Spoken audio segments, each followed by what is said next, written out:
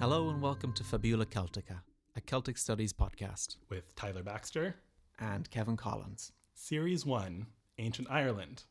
Episode 1, The First Takings of Ireland. Wouldst thou know of the adventure of Kesser into the land of Ireland?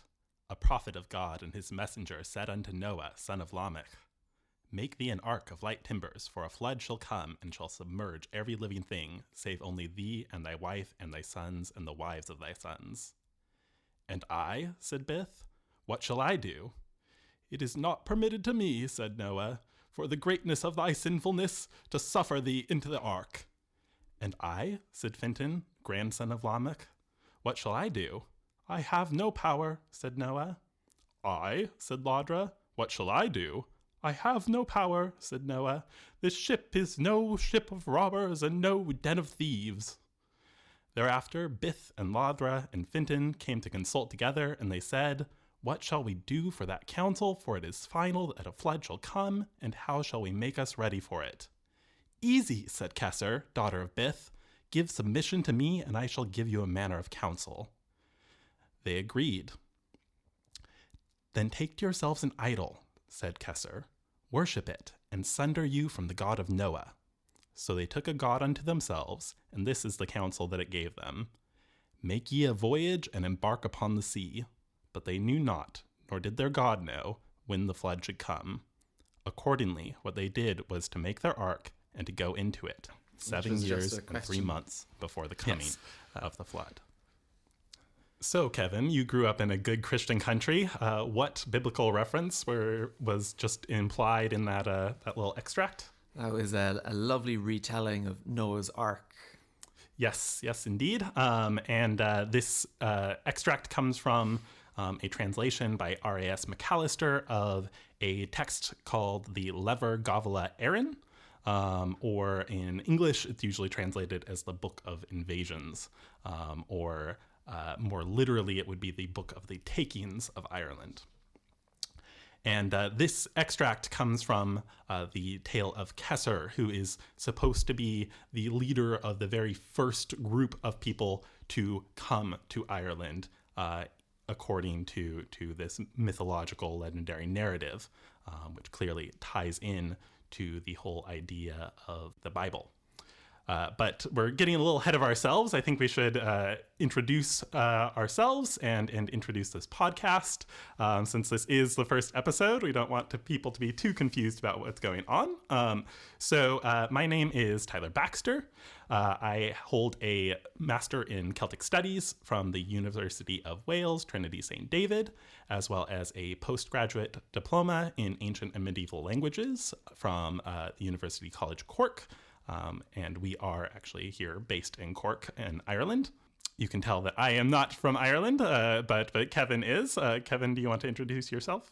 My name's Kevin Collins. I'm going to be co-hosting this with Tyler. I'm going to be asking the appropriate questions.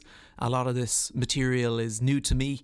Hopefully the questions I ask will help shape the direction of the conversation and provide a direction that is going to be more accessible for the common average listener. Where do you hail from in the States? Yes, I'm from Seattle originally, so pretty much exactly the same weather. And I've been only in Ireland for about a year and a half now, but I've been having a great time. Oh, well, your English is great for only being here for a year and a half. Well, thank you very much. I wish my Irish was better, but my old Irish isn't too bad. Oh, it's probably better than most Irish people. Yes, but your role here is more important than you might think, Kevin, because you have the Irish accent to authenticate what I am saying. And you also are going to be taking care of the tech side of things, which I'm very grateful for. And moreover than just having the Irish accent, I have the Cork accent as well, which is obviously the pinnacle of any Irish accent. It certainly beats a Dublin accent at the very least. No offense to any Dubliners listening in.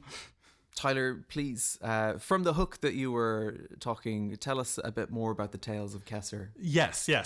So this podcast, Fabula Celtica, is a general Celtic studies podcast. But in its very first series, what I want to do is use some material, recycle some material that I've used in courses that I teach to talk about ancient Ireland generally, and each episode, more or less, is going to include some amount of mythology that helps frame the history that we'll then discuss and tie into that. So again, as I was saying, the Tale of Kesser comes from the Lebor, Gabála, Érenn, the Book of the Takings of Ireland, which is a combination of prose and verse, mostly in Irish, medieval Irish, Old and Middle Irish, with some bits of Latin here and there. Where does that date from? As with many of our old preserved tales, this has come down to us in several manuscripts of various dates. But the oldest that we have is from the Book of Leinster, which is dated to circa 1160. That being said, on account of how sort of manuscript culture works, which we'll talk about in a future episode, but the very short version of it is that the very first version of this gets written down at some point, and then it gets copied, and it gets copied, and it gets copied. And so what we have remaining may not be the earliest copy around. It's very likely, especially based on things like the particular forms of the language, that this is an older tale than 1160. In any case, what the Lebor, Gabála, Érenn alleges to tell us is the quote-unquote history of Ireland from biblical creation through 6 different takings or invasions. And it also comes in several what we call redactions, which are basically major variants of the story. But even among those different redactions, they're not too different from each other. So I'm really just going to sort of mush them into one and call that the tale. The 6 takings of Ireland, the ones I'd be familiar with, I guess, would be the British. Right. That would be the 7th, really, I guess. 7th, okay. So this is the Normans. This is all pre. Yeah, I guess it's pre-Norman. So I guess the Normans would be 7th and the British would be 8th. And so who were the original 6? Yeah. So the first is Kesser. But I do want to, before we get into her, I just really quickly want to quiz you. So you knew Noah's flood. What other major stories are you aware of from the Book of Genesis? Are there any that come to mind if I ask you that? Really? Other tales from the Book of Genesis, honestly, Tyler, I went to a Protestant primary school. We did separate catechism lessons afterwards, which I had to stay back for. But I guess perhaps because those happened at 3 p.m. and everyone had went home already, I didn't pay too much attention. So my knowledge of the Book of Genesis is remarkably poor. That's okay. And it's probably going to be something that you will recognize when I list off these tales. Have you heard of two folks called Adam and Eve? Yes. Okay. So there's one. It's the Garden of Eden is probably the biggest Book of Genesis tale, and we will be circling back to that in a future episode. Another really important one besides the tale of Noah, which we just had, is the Tower of Babel. Or the Tower of Nimrod, as it is sometimes called, which was a tower that was built up to the heavens, and then God wasn't too happy about this, so he sent the tower crashing down and caused the confusion of tongues, which created the many different languages of the world, so people could no longer understand one another and could no longer collaborate on such a project that challenged heaven. In this sense, heaven existed in the clouds. Yes, indeed. And heaven's actually a very interesting topic as well, but we might get to that in a future series. Do you believe in heaven? I am agnostic, so I'm rather ambivalent about it. I'm more academically interested in the stories about it than in its reality or lack thereof. Very, very eloquent. So Just for listeners, I do recommend that if you are not familiar with some basics of the Bible, that you do familiarize yourself a little bit with the Garden of Eden story, the Tower of Babel story, and Noah's flood, because those are going to come up, and I will briefly summarize them when we get to them in this and future episodes. But I won't go into them in any detail. I'm going to assume that people who are listening in have the basic knowledge of those tales. So if you don't, that's your homework. They all have this mention in the book of the takings of Kesser. Yes. And so they are tied back in some way to Irish mythology. Yeah, basically the Lebor Gabála, or the Book of Invasions, wants to describe all of Irish history up until the coming of the ancestors of the Irish. So returning to the tale of Kesser now. Is it like, is it the Bible through the lens of Ireland? Kind of, yeah. It's, really the Book of Genesis retelling is really not with much variation. Except for that we do get some new characters sort of invented that are not necessarily in the biblical canon. So, for instance, Kesser is the granddaughter of Lamech, who is given as the father of Noah. And Lamech is given another, she's the great granddaughter of Lamech. And Lamech is given a great grandson named Fintan, who is definitely not a biblical character, but is going to be a very significant character in several Irish stories. So Fintan definitely sounds like it's not something from the original Bible canon. No. And also, we are told that Noah has a son named Bith, who is definitely not in the original Bible, and Bith is the father of Kesser. Kesser also not in the original Bible. So it's sort of a fan fiction, I suppose, of the Bible, is how you could think of it, and a fan fiction with an Irish focus. Lovely. Excellent. Yes. So in this tale, there's actually a couple of explanations for why Kesser comes to Ireland.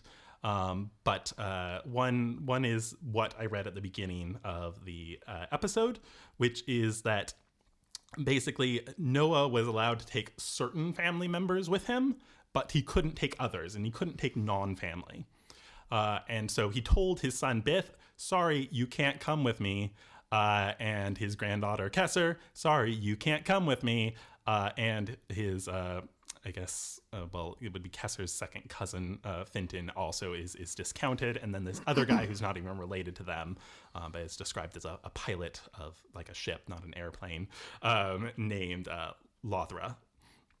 And so there's these three men, there's Kesser, and the three men are like, what are we going to do? This flood's coming. We're all going to die.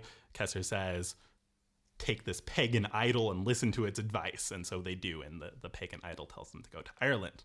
What's the pagan idol? Well, it's not really well described. It's just Kesser says, ignore Noah's God, listen to this thing. And it's sort of implied that it's some sort of, statue or carving or something, perhaps, that speaks to them. And perhaps from a biblical perspective, it might be glossed as a demon, or it's some lesser god of some kind. But this thing tells them to go to Ireland. But earlier in the text, we're given a slightly different explanation. We're told, quote, and again, this is from Macalister's translation. This is volume 2. And he says, quote, Kesser came thereafter from the island of Merrow, fleeing from the flood, for she thought it probable that a place where men had never come till then, where no evil nor sin had been committed, and which was free from the reptiles and monsters of the world, that such a place would be exempt from the flood.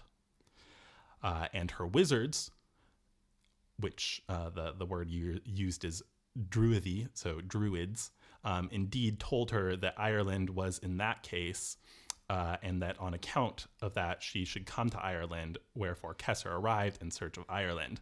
So this other explanation that's actually earlier in the text is that Ireland is free from sin because no people have ever been on it before. It's a place without any reptiles, famously without snakes. And so maybe because it's this sort of unblemished land, this will be safe and exempt. So sort of two different explanations all within a single tale. What happens is that Kesser gathers up 49 other women and these 3 men, her father Bith, her second cousin Fintan, and the pilot Laudra. And they all create their own ship and they head off far into the west, into Ireland. And when they arrive... Where did they originate from? They come originally from Kush, which is in modern Sudan. Oh, okay. So they have quite the journey, especially when we're talking about, a lot of rowing. Yeah, or probably sailing, I would presume, but their ship is described at one point as a canoe. This group of 50 women, including Kesser, 3 men, managed to get to Ireland, and the men divide the women up among them, and because there's 50 of them, they don't divide perfectly by 3. So Bith, Kesser's father, gets 17 of the women. Fintan, Kesser's second cousin, gets another 17, including Kesser herself, who he is described as marrying. And Laudra gets the short end of the stick and only gets 16. But apparently this is even too excessive for Laudra, because we are told, quote, "Laudra the pilot, from whom Ard Laudrin is named. He is the first dead man of Ireland before the flood. He died of excess of women, or it is the shaft of the oar that penetrated his buttock." Oh. Whatever way it was, however, that Laudra is the first dead man of Ireland. And was it the women or the oar? Well, I personally like to think of it as the women using the oar. Apparently Laudra was into some stuff, and he wasn't actually up for the full experience. He got shafted. He literally got shafted. Now, Bith also dies, and also gets a place named for him, but we're not entirely sure how he dies. It just says he dies. And Fintan, for unexplained reasons, decides to sort of just leave the women and go off on his own and basically take refuge in a cave. And the flood comes and kills everyone besides him. All those poor women. Yep, all those poor women. The 2 men who die before the flood, and then all those women get wiped out. Is there a uplifting moral to this story? Well, I guess for Fintan on his part, he manages to live for centuries after this. Not always in human form. He seems to reincarnate into different animal forms until eventually in a human form again sometime down the road. And we'll talk about this story a little later. Do you believe in reincarnation? It's a great topic as far as the cults are concerned and whether they believed in reincarnation. So I'm going to save that conversation for when we get to it. But the short end version of this story is that Fintan survives long enough through these various forms to pass on his knowledge of Ireland's legendary history to the newly Christianized Irish. And so that's theoretically how we have the Lebor Gabála in the first place, is through Fintan's knowledge. It's like everybody dies, Fintan lives. Mm-hmm. Is there more to be taken away from that?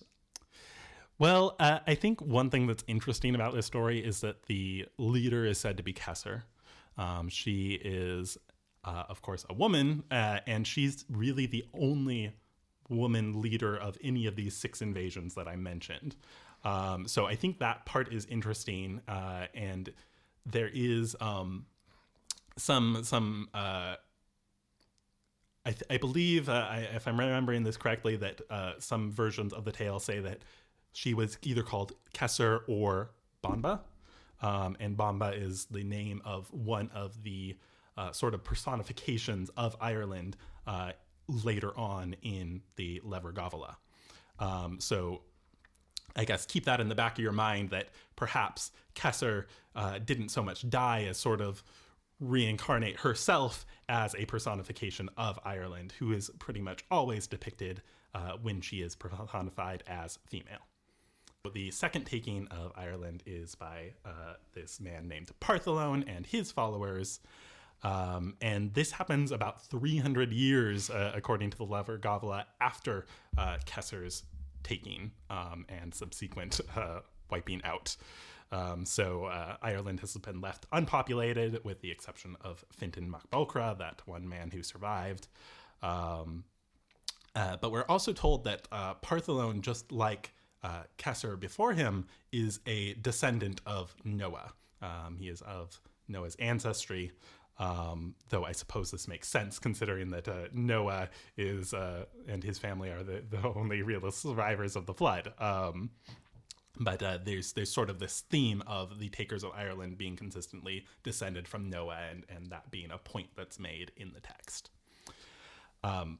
In any case, shortly after Partholón's arrival from Greece with his children and his followers, they encounter a group of other people, or not really quite people.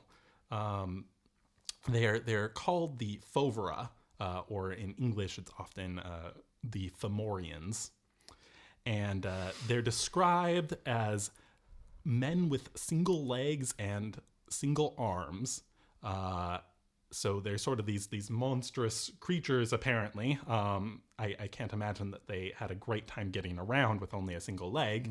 Bad balance. Yeah, but they are hostile to Partholón and his people.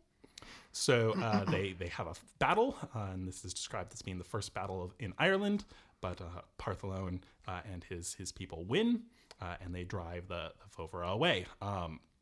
Now, it's not entirely clear what the origins of the Fovera are, but they're sort of in other stories, and to some extent here, consistently described as coming from or across the sea, so possibly even coming from under the sea.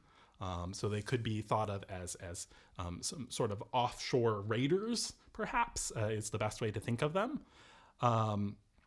And it's also possible that they weren't actually one-armed and one-legged, because we get in other texts from Ireland descriptions of magic being used by standing on one leg and putting one arm behind your back, and usually also closing one eye.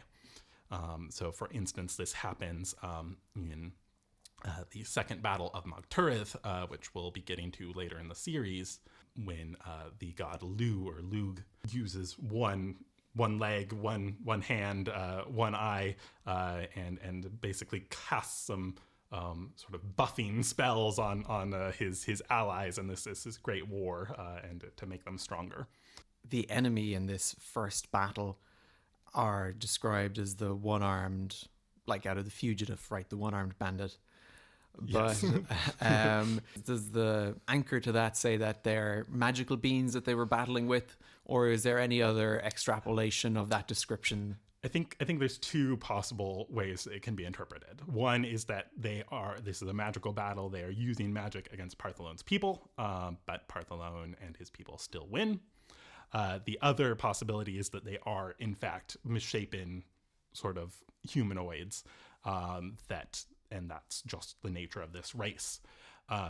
We will be encountering the Fovera again and again throughout this series, and probably in future series when we return to Irish stories. And it's inconsistent in how they're described. Sometimes they seem to be just regular humanoids, regular people even, and other times they are given an explicitly monstrous description. So it's very inconsistent. Okay. In any case, so Partholón's people managed to drive the Fovera off, and the sort of main bulk of the story of Partholón otherwise is about how they shape the land, him and his children and his followers. It's described that there are 7 lake bursts during his time, so sort of spontaneous eruptions of new lakes on the landscape. They clear 4 large plains of the trees and such that would have originally been there, including one called Magturith, which is the site of a couple famous mythological battles that we'll be talking about in the future. Does that exist today somewhere? Yes, it is. There's sort of actually 2 locations where the 2 different battles of Magturith happened, but they're both kind of in northern Connacht or western Ulster, somewhere in there. I can't remember exactly off the top of my head, but I have the notes for it when we get to it. So we're talking over like Donegal, Sligo. Yeah, somewhere in that region. Cool. I think actually right in Sligo, and now that you're saying that, is where the first battle of Magturith happened, and then the other one's a little bit more northwest to that. So they do this land shaping while they're there, and then all of them die of plague. Oh, shoot. Except for Tuan McCarroll. We will also return to Tuan later, but this is going to sound really familiar. Tuan survives for hundreds of years by turning into different animals whenever he gets too old. And then, eventually, when he is human again, he passes on his knowledge of Ireland's legendary history to the new Christianized Irish. They're recycling some plot elements here from the various takings. Yeah, and there's a lot of speculation about this. The main theory that I have heard is that the Tuan story is actually older, and then the idea was recycled to create Fintan because Tuan wasn't there quite early enough. Since he wasn't there for Kesser's taking, they needed someone to do that instead. So Fintan was created.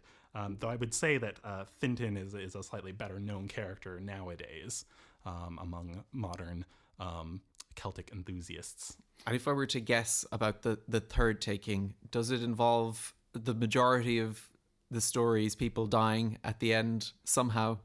It does, though the third taking, there is a slight difference with the survivors, plural, and they are not people who go on to live hundreds of years later. Something else happens with them, but we'll save that for the next episode. Is there a reason that there's like a mass exodus of life at the end of the takings? I think partly on account of the convenience of the storytelling, they need Ireland clear for the next group to come in. I see, yes. But I think there's some really nice They weren't parallels. in the market for a crossover. Right. But I think there are some really nice parallels, perhaps more coincidentally than intentionally, but there are some nice parallels with the actual history of Ireland's earliest inhabitants that we're going to tie in kind of from this point forward. The first point to make has to do with the story of Partholón. And we are told in that story that he gives sort of the control of Ireland to 4 of his sons, and each of them get essentially a quarter of the island. And this seems to perhaps foreshadow the idea of Ireland being split into 4 provinces as it is in modern day. We have Ulster in the north, Munster where we are in the south, Connacht in the west, and Leinster in the east. There's no faulting your geography. Thank you very much. When we get to actual county by county, it might be a little bit less precise. That's okay. Nobody knows where Carlo is. Oh, grand. I'm glad I'm not alone. It's just in a void of some kind. In any case, for future reference for people, the old Irish terms for these provinces may occasionally come out, and I'll try to remember to say both. But Ulster in Old Irish is Ulydd. Ulydd. Yes, which is also the word used to describe Ulster men. So if I say the Ulydd, I'm talking about the men of Ulster. Connacht, we have the Connachta, and Connacht for the province. It's that one's straightforward. Leinster is Lion, and Munster is Motha or Moven. But it's really Ulster that's probably going to come up with that the most, and then perhaps Connacht a little bit. So there's one tie-in is this idea of provinces, but of course the provinces as they are today didn't develop for quite a long while. In fact, during the medieval period, the divisions were much messier than a nice even 4 division, but it's a kind of nice little point to start with. Kevin, if I talk about the different archaeological periods, talking about the different names for different ages in the prehistoric period, are you familiar with any of those? Does anything come to mind? I mean, the Stone Age, the Iron Age, the Bronze Age. There you go. That's it. What's the actual order of those, though? Is that the order? No, it would be stone, then bronze, Yep. then iron, Yep. then medieval. Yes, good. And that's as far as we need to go. Yes, exactly. And the Stone Age can be sort of subdivided into 2 pieces, at least as far as Ireland is concerned. We have the Mesolithic and the Neolithic. And Meso means middle, and lithic means stone, so the Middle Stone Age. And then the Neolithic would be, of course, the New Stone Age. And in Europe in general, the continental Europe, the Mesolithic period started around 12,000 BCE. While in Ireland, it took a while for anyone to get here. So the very first evidence we have of people in Ireland dates the first Irish settlers to about 8,000 BCE, about 10,000 years ago. When you add the E onto BC there, what's that? So you can either say BC, before Christ, AD, Anno Domini, which is sort of the old standard. People have, in the past couple of decades, I'd say, started transitioning to using BCE and CE, which is just sort of takes the religious element out of it. BCE means before the Common Era, and CE would be the Common Era. Which is more secular. Yes, yeah. So I tend to use those, but if I'm quoting, or if I'm not really thinking about it, and I maybe copy pasted something into my notes with AD and BC, I might say those. So what was AD replaced with? Sorry, CE, Common Era. Common Era. Okay, Yes. BCE and CE. Yep. So the Mesolithic is again in Ireland. It starts about 4,000 years after it begins in Europe. And it lasts about 4,000 years in Ireland. And this is a period primarily marked by cultures that are hunter-gatherers. There's no agriculture taking place. It's purely subsistence on the landscape in its sort of natural state. In any sort of settlements would have usually been sort of nomadic temporary settlements that might be set up seasonally. I know these Neanderthals, they're not like Homo sapiens as we're familiar with today. I am not sure. I think these would be Homo sapiens. I think the Neanderthals are already gone by this point. But possibly a mix of both. But I think Homo sapiens is what we're primarily talking about. Yeah, definitely sending your comments or whatever to correct me, folks. So just to give the broad outline, that's the Mesolithic, so about 8,000 to 4,000 BCE. Then we go into the Neolithic, which in Europe begins around 7,000 BCE and lasts to about the year 4,000, which is when Ireland is just leaving the Mesolithic. In Ireland, which is constantly lagging behind, largely because of that geographical divide, I would say, we're talking about 4,000 to 2,500 BCE, roughly. And this is primarily marked by the development of agriculture, is the huge difference from the Mesolithic period. And this is going to tie into Partholon's land shaping that comes up in that story. And then after that, we'll get into the Bronze Age, which we'll talk about in a future episode, but we're talking roughly 2000 to 750 BCE in Ireland for that, when the earliest use of bronze on the island begins. So we'll be getting to that next episode, I think. So as far as Mesolithic Ireland, Middle Stone Age Ireland, we really don't have a lot of archaeological evidence, but we do have a couple of sites that are fairly significant. One is Mount Sandal in County Derry up north, and it is the remains of a what seems to have been a seasonal campsite for these hunter-gatherer people. The main thing that's left over there is holes where posts for the temporary dwellings would have been put into, and then the remains of things that they ate, which is a lot of fish, and then some animal products. So a lot of fish skeletons. Mm-hmm. Okay. Yep, and it's near water. It's near where they could be getting fishing. The things that people would be more familiar with would be things like Newgrange. Yes. Where does that getting tie the in? Neolithic. That's so that's after. Yeah, this. yeah. I actually misspoke about the Bronze Age. That's 2 episodes from now. Next episode, we're going to actually look at Newgrange very specifically and that whole complex. So that is Neolithic period, though. The other site besides Mount Sandal is in County Limerick, not too terribly far from us here in Cork. It's at a place called Hermitage, and it's the earliest Irish burial that we are aware of that has been uncovered up to this point. So there were found cremated bones that have been carefully arranged in pits. They were very thoroughly burned. And the remains were not always interred in their entirety, suggesting that perhaps some of them were taken as mementos or buried in another location. Who knows? Additional artifacts at the site include a stone axe that was found and a post. And is Hermitage, preserved for people to visit to see this? I'm not sure off the top of my head. I'm sure that the artifacts are in a museum somewhere, I would assume. Okay, Indiana Jones. But that belongs in a museum. Yeah, yes, indeed, of course. I mean, they aren't going to just put it back in the ground, are they?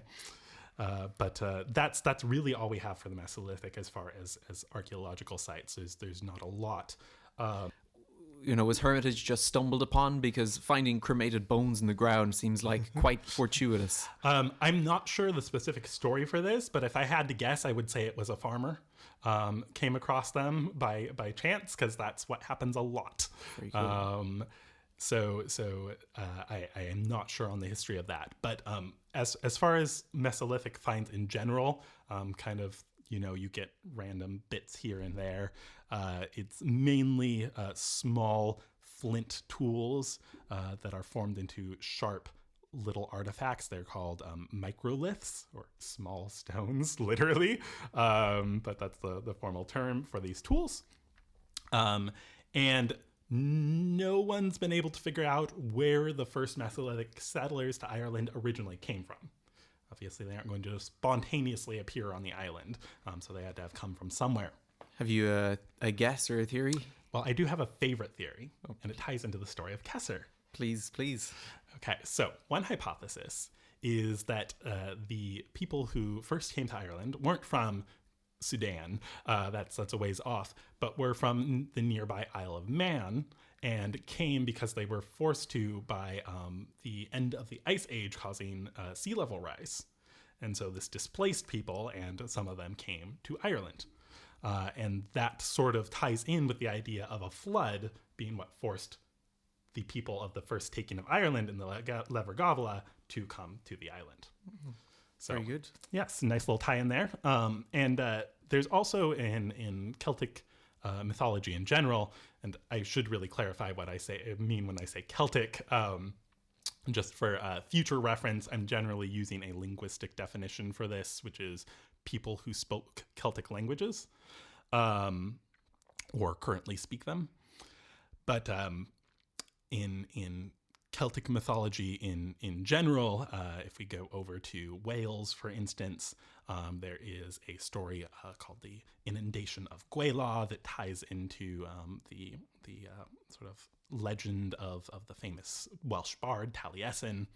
But it's basically described the creation of current day Cardigan Bay as being from a flood that overtook what was once a lush landscape and very rich kingdom. In Cornwall, modern-day Cornwall, off of Land's End, there was supposed to used to be a land called Lyonesse, which is where Sir Tristan from the Tristan and Isolde Arthurian stories was supposed to hail from. And in Brittany, in modern-day France, there was a place known as Cair-Is, or the city of Is, that was supposedly flooded when a floodgate was left open at an inopportune time. So there are lots of flood stories in general in Celtic mythology, and Kesser is just one of the many. Were these floods quite violent and sudden affairs? They were in general, yeah, and I suppose as far as the Mesolithic movement, it probably was not that sudden, but gradual sea level rise is still a very dangerous thing in the long term, and would force people to move. So that's what I have as far as Mesolithic Ireland. It's not much, but that's what we have to go on. Moving into the Neolithic period, this ties in well with the story of Partholon and the idea of shaping the land. The idea of where Partholon's people cleared these different plains in particular. So this is when the first, or the idea of farming comes to Ireland, likely with a group of people who know how to farm rather than just the knowledge coming over. But farming starts to happen, which means that the Irish landscape has to change. And what were we farming? There's evidence from things like pollen cores or peat cores with pollen samples from those peat cores that give us a pretty good idea of some of the things that were growing at the time and in what prevalence. Just one example of a crop that would have been grown is emmer wheat, but there would have been other things. There still would have been some amount of gathering of things that naturally grew in the landscape, such as berries and nuts. And the early domestication of animals would have included cows, sheep, and goats.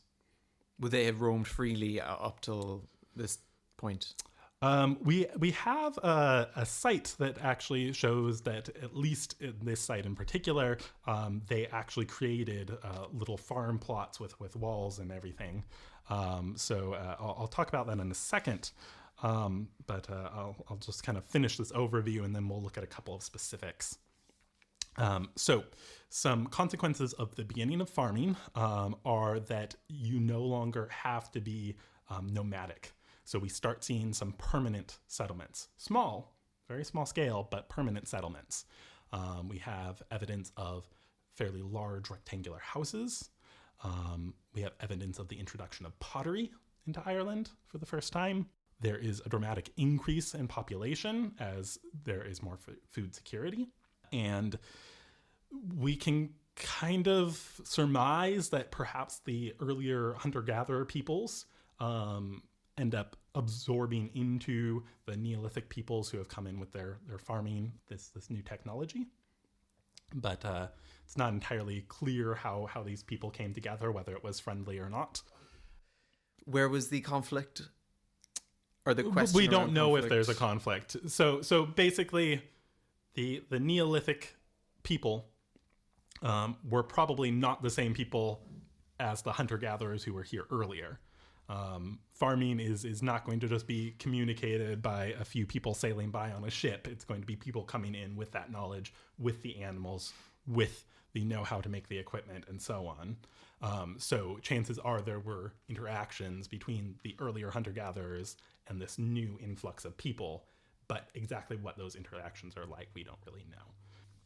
In any case, the Neolithic arrived about the same time in Britain, and there's evidence of close contact between the two islands at that point in time with trade and so on. So I'm going to read a little extract from a wonderful book from a Cork local, not Cork City, but he's out in West Cork on the Beara Peninsula, and a man named Owen Daltun. Very beautiful part of the world. Yes. And he has a particularly beautiful home that he lives in. He's a activist for the idea of rewilding, which is letting the landscape come back naturally with minimal human intervention, as opposed to planting actively. He has this wonderful book called An Irish Atlantic Rainforest that was just published last year. about his sort of journey to discovering this idea of rewilding, and about how he has been rewilding his current plot of land on the Beara Peninsula, and recreating a native Irish rainforest, which is a temperate rainforest. Most people think of rainforest as tropical, but the natural state of Ireland before people came in and started messing with things was that the island would have been about 80% temperate rainforest. Wow. Yeah. So this is about that kind of transformation of the landscape from early on. So Owen says, as with the rest of Ireland, most of the peninsula, and he's talking about Beara Peninsula here, was once mantled in rich, thick, old-growth forest, inhabited by wolves, bears, and many other wild species. The first people to enter the environment were almost certainly small groups of hunter-gatherers, who would have been present or visited in pre-agricultural times prior to 4000 BC. Archaeologists now believe these nomadic peoples altered Irish wooded landscapes far more substantially than previously thought, often managing wild resources in ways that blur the distinction with actual farming. At Mount Gabriel on the Meath Peninsula to the south of Beara, for example, there are signs of strong periodic woodland disturbance from around 6400 BC. The first evidence of actual human settlement in Beara dates to the Neolithic period, with a significant site at Cashel-Kilty, less than 10 kilometers to the east of Bothical, which is the name of the woods that Owen has taken over, lasting from roughly 3900 to 2900 BC. These were the first real farmers with a culture heavily based on cattle, and they initially cleared patches of land of its cover of forest using slash and burn, still a common practice in the tropics, and ring barking, which is when you strip the bark from all around the circumference of a tree, and that kills the tree because it's the bark that causes the nutrients to be delivered up the tree, not the inner wood. The effect of livestock in preventing the regeneration of trees is also likely to have played a decisive role in transforming initially isolated fragments of land into a more open state. Condensed down, the evidence for prehistoric Beara clearly shows an ebb and flow dynamic between people and wild forest that continued over thousands of years, a pattern that echoes other parts of Ireland. The Barry's pollen record indicates enormous pulses of woodland clearance around 1350 BC, 800 BC, 500 BC, 250 BC, AD 700, and AD 1700, each of which was later followed by its extensive return, bar the last. However, the overall trend has been a downward one throughout. Each time they contracted, the forests were replaced by pasture, highlighted in the pollen record by a corresponding spike in grasses, along with some minor level of cereal growing. Without the protection afforded by trees, nutrients were leached away by rainwater, as well as being lost from the soil in the food produced by people. They wouldn't have been sufficiently replaced by the small amounts of manure generated by livestock or the spreading of seaweed as a fertilizer. The final phase of each cycle was then an almost complete collapse of the conditions necessary to survive, as the environment became increasingly degraded, followed by human abandonment. So what he's saying is that there's this sort of recurring pattern, and we can imagine this happening throughout Ireland, not just at the Beara Peninsula, where farming comes in, they farm for a good long while, the soil gets depleted, people leave because they can't grow food anymore, slowly the land comes back, and with it the nutrients come back, people move in and clear the land again, but in general tree cover falls and falls and falls, to the point where we're at today, where only about 1% of the landscape is still native forest. Very sad. Yeah, it is quite sad. People think of Ireland as this lovely green lush country, but once you realize that all that lovely green is grass and nothing else, a green desert. Yes, it is a green desert in large spaces. Just in terms of what Owen is doing with rewilding, I assume, does that just mean you have to leave it alone? Yes, pretty much. The main bit of maintenance that is required, though, is dealing with invasive species. So Owen managed to get some funding to put up a fence to keep out all the deer and the feral goats that were formerly plaguing the property before he acquired it. And he also regularly has to go out and uproot rhododendron and other invasive plants. So one other consequence of farming is actually something that is part of the reason that we have as much rich archaeological evidence as we do in Ireland, which is the formation of peat bogs. And a lot of these are a consequence of the land clearing that was done back in prehistoric times. Sometimes when the land is cleared, because the land can then absorb more water, the trees aren't messing with water absorption, that sort of thing, you can get these bogs starting to form, and it's in bogs that we have a lot of the nicely preserved artifacts that tell us so much about Ireland's history. One example is a really, really quite amazing complex that was discovered in County Mayo called the Caja Fields. And these are among the oldest known farming sites that have been found in the world, dated to about 3700 BCE. And it's also one of the largest early farming sites that we are aware of, measuring about 5 square miles from what have so far been uncovered, and it could extend further. What's there, if you look at it today, there is a visitor center there, if anyone wants to go visit, and it is right near a very dramatic cliff face, beautiful coast. The Caja Fields in County Mayo. Yes, it's Ceide is the spelling there. In the show notes, I'll link some a YouTube video that can give you an idea of what it looks like. Just to read a little section from an article on worldhistory.org /Caja_fields, written by Jenny Snook. She says, quote, "The land was intensively farmed for approximately 500 years, circa 3700 BCE to circa 3200 BCE. Residents were probably forced to leave due to bog formation, and there are several theories as to why it first started to form. As trees pull water out of the ground through their roots, emitting it out through their leaves, one effect of cutting them down is an increase in water entering the soil.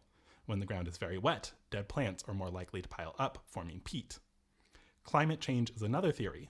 We know that 5,000 to 6,000 years ago, temperatures on the northern hemisphere were higher, recognized today as being caused by slow changes in the Earth's orbit. When temperatures later began to fall, there was also an increase in the level of rainfall, making it less likely that the soil would dry out and encouraging the growth of peat. It is not known when these bogs began to form, but it seems that the people in the community were forced to leave. One theory is that the prolonged use of the land led to soil impoverishment, but it is likely due to the development of these bogs that they had no other choice but to move." End quote. They didn't know to use it as a fuel. Yes, I guess at this time, turf burning had not yet quite taken off. Or perhaps it had, but because they couldn't grow food, it didn't matter too much if they had heat. So in any case, it's from an archaeological point of view, it is a truly amazing site. And the last thing that I want to bring up about the Neolithic period, and something we'll expand on more in the next episode, is the megalithic tombs. And there we have that lithic word again. So megalithic just means big rock, big stone. So the big stone tombs. And the most famous of these today, I would say, are the Passage Tomb at Newgrange and Knowth and Douth, which are nearby. But there were other types of tombs besides Passage. The cairns. Yes, cairns, yes. So there were really 4 kind of major types of what we call tumuli. This is a burial mound. Okay, 4 major types of burial mounds. One of them is called a court tomb. These are the earliest types of tombs that we have, and they date back as far as 3900 BC and were built for about 400 years, so until about 3500 BCE. And the basic idea of a court tomb is, if you can imagine in your mind a mound and then sort of cut out a U-shaped indent from one side of the mound and take that off and put the entrance into a tomb sort of at the closed end of the U. The closed end. Yeah, so the open part of the U it's going to be outside of the tomb, and it's this little courtyard area, essentially. That's why it's called a court tomb. And then within the mound itself is where the tomb would be.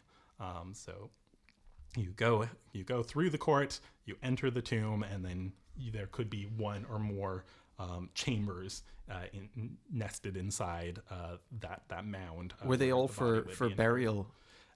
This seems to be the case, yeah. There may have been additional ceremonial purposes for these sites, but they were certainly pretty much all used for burial as far as I'm aware.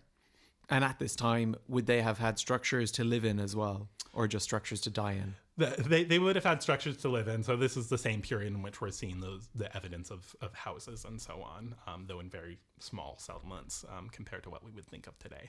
So that's sort of the earliest type of tomb. Then we have the passage tombs, which we'll focus on next episode, so I won't say too much about them now. But the earliest passage tomb is dated about 3750 BCE, and these are built pretty much through the whole Neolithic period, so until about 2500 BCE. And so they have got great longevity. And these are defined by essentially they're a mound with a passage into it, and that passage can be quite short or quite long. But at the end of the passage, there is some sort of larger chamber, usually with several recesses. And we'll talk more about that in detail in the next episode. The last two types are geographically very, very separate. The other two types of tombs are from more the late Neolithic period. One is known as a portal tomb or a dolmen. And I'm sure most people have seen examples of these, on TV, on the internet, or in person before. But they're those things that basically look like a giant stone table. Yes. There's a very lovely one down by Skull, just after Skull. Okay, I haven't seen that yet, so you'll have to take me sometime. Absolutely not. Okay. In any case, a portal tomb or a dolmen. It's basically constructed from a few upright stone slabs, topped with a horizontal stone slab. Was it done predominantly with just manual labor, right? I mean, because they seem quite heavy. I mean, it must take a significant amount of manpower to... Yeah, there could have been perhaps some use of oxen or something that they somehow engineered a way to do it. But I would assume, I mean, most portal tombs are not massive, but certainly with something like Newgrange, which again next episode, but the stones were of a size enough that they certainly would have had to find means other than just pure manpower to move those. We're not really entirely sure what the methodology was. These portal tombs generally wouldn't have looked like they do today. They actually would usually have been covered with a mound of earth that over time degraded with the lovely Irish weather, all that rain eventually wiping the earth away and just leaving sort of the skeleton of the tomb behind. The idea of a cairn, it's the same thing as a tumulus, except for it's with stones. And a lot of the time these two things come together. The tomb would be built with sort of its large rocks that form the main structure. Then you would put a cairn on top of that. So you would put small stones on top of that as a mound. And then on top of those small stones, you would put earth, soil, and turf. So you could have a layering of all three. And sometimes the earth wears away. Sometimes the cairn stones are not used, and so you just get the sort of table structure. These portal tombs were mostly in the north of Ireland, where in the southwest, so in County Cork, for instance, we would get what are called wedge tombs. And they pretty much are what they sound like. They're a wedge-shaped tomb. The entrance would be sort of on the thick part of the wedge, and then it sort of slopes down to the ground, and there would be a chamber inside. You could think of it like one of those tents where the entrance is easy enough to get into, but your feet are squeezed down in this little bit of the tent as it slopes down. You could think of it maybe like that. And have archaeologists extracted skeleton from these? In some cases, in a lot of cases, because of the wearing away of the outer mound, the whatever was inside is exposed to the elements and is lost before we get to this point in time. But there have been some remains found in some of the better preserved tombs, and we will be talking about just a tiny bit about that when we talk about things that were found in the Newgrange complex. These are kind of the main things that we know about the earliest peoples of Ireland. We have those hunter-gatherers about 10,000 years ago, an eventual transition to farming, which comes with major landscape transformations, and we have tombs. And so in the next episode, we are going to talk about the Brúna Boina complex, or the Valley of the Boyne River. We'll talk about Newgrange, and we'll talk about the very rich mythology associated with that site and how that mythology ties into the Neolithic archaeology and Neolithic architecture of the Passage Tomb. Thank you for listening to Fabula Celtica With Tyler Baxter and Kevin Collins. Please rate and subscribe and follow us at Fabula Celtica on Twitter, Instagram, or email us at fabulaceltica@gmail.com.